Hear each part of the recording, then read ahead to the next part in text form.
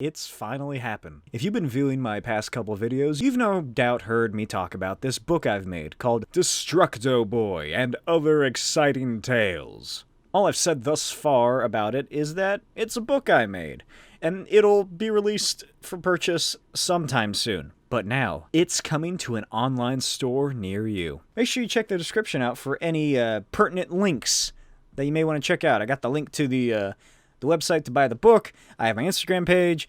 I have other links. Let me start off with a little bit of backstory, and then I'll tell you some more about this lovely book. It's like the shopping channel.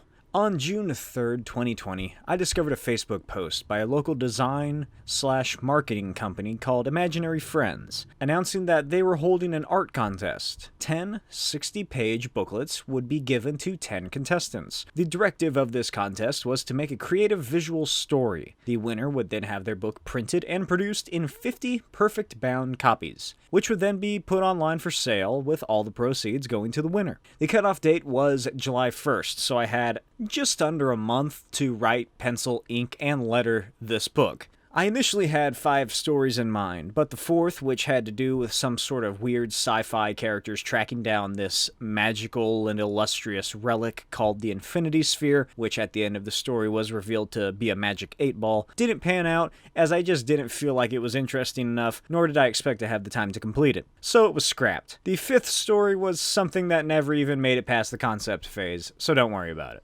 What wasn't scrapped were 3 stories that I thought were very enjoyable. DESTRUCTO Boy, Supremacy, and The Creature Beneath Brumlon. As I said, the book had 60 pages, and I wanted to use up as many of those as I possibly could before it was due. I also didn't want to spend the time of, gridding out panels and whatnot, so I just made the pages into the panels. This is a splash page comic, for the most part. I worked out that about 15 pages for the first 2 stories and 10 pages for the third should suffice, especially considering the rather small amount of time I had to complete such a task. With 40 pages and little under a month to finish it, I set off to work.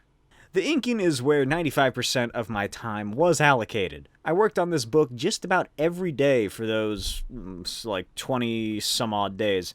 Thank God my job is in a very relaxed environment, because during those shifts in between my duties and helping customers, I was doing nothing but drawing, and more drawing. I think the best part was having customers walk past the counter and, check out what I was doing. More often than not, I'd receive some very nice compliments. But the only curmudgeon I ran into was this old man, who I can only describe as a bowling ball with arms and legs, who would come in every day, look at me sitting there drawing, and glance at me, and then harumph under his breath or something, and walk by. Until one day, he walked in and said, "Why don't you do some reading on history or something instead of that art crap?" I was honestly shocked that this rotund old little man would be so sad in his life that he'd shit on someone else's talents, that I didn't say anything at first. I just chuckled. Then I explained the contest and what would happen if you won, and he responded with a little,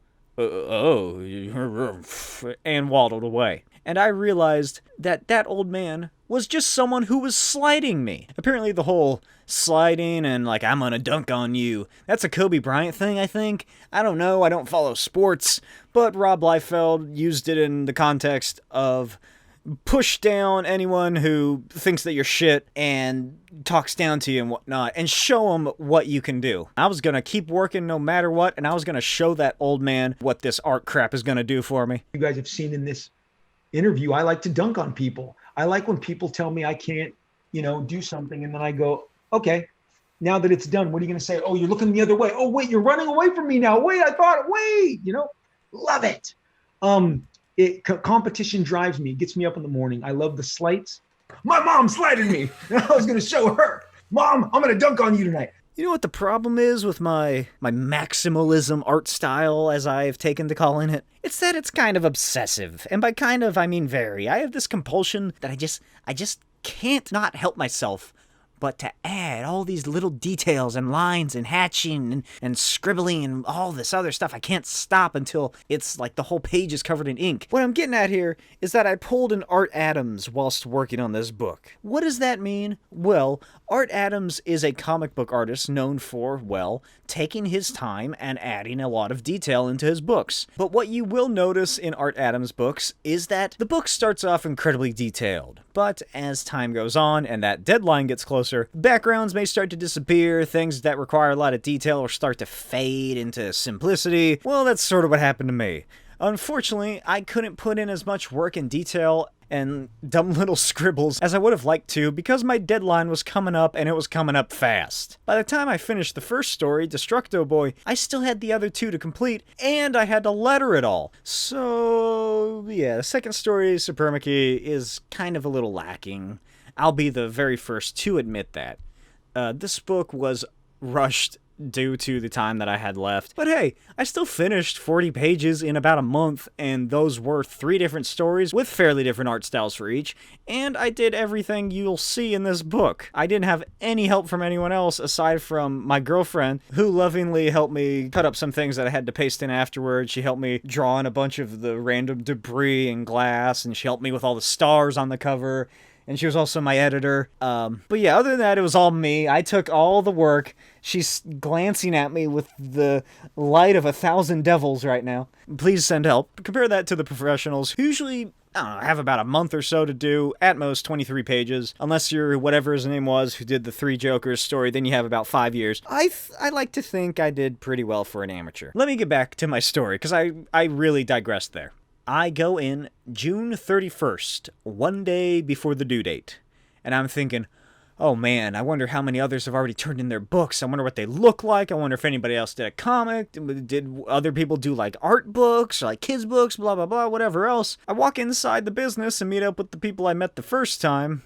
And as it turns out, I was the first person to get the book and the first person to bring it back. And, well, the rest is history. I just recently got the hard proof a couple of weeks ago. And now, the book is done. Destructo Boy and Other Exciting Tales will go on sale for $19.99 at an initial print run of 25 copies. When it does well, they'll print out another 25. And if that sells out, then I don't know. I guess we'll see how many to print next. The dimensions of the book are about maybe like 10-ish, and maybe a little under 10 inches by 8.5 wide. Shipping by the company is unfortunately limited to the 48 continental United States. However, I have been notified that if you are someone who wants to buy this but happens to live internationally, all you have to do is when you purchase the book, apparently you can select local pickup, and you can assign myself as the pickup person. Then you and I can work out the shipping, and I can send it out to you personally. And hey, maybe you'll get a little extra surprise in there that you can sell once I'm famous. Wink.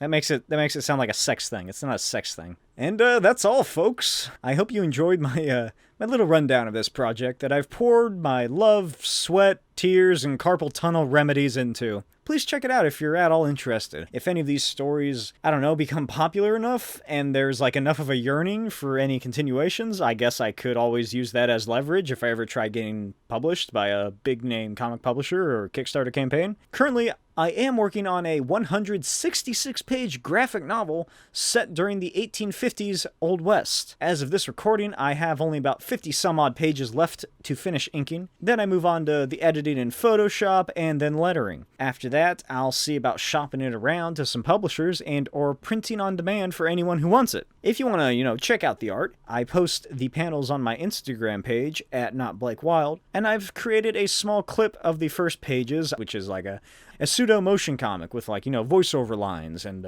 sound effects. So check that out if you're interested as well, and follow along for any more info. There's plenty in the description. Guys, I have so many ideas for comics and graphic novels that range from a historical drama set during the American Revolution, to a love letter to the Silver Age of comics, to a fantasy horror involving Norse mythology. If there was a reason for the big gelatinous chrome beings that created us to put me here, it was to tell stories, and I'm gonna do that no matter what.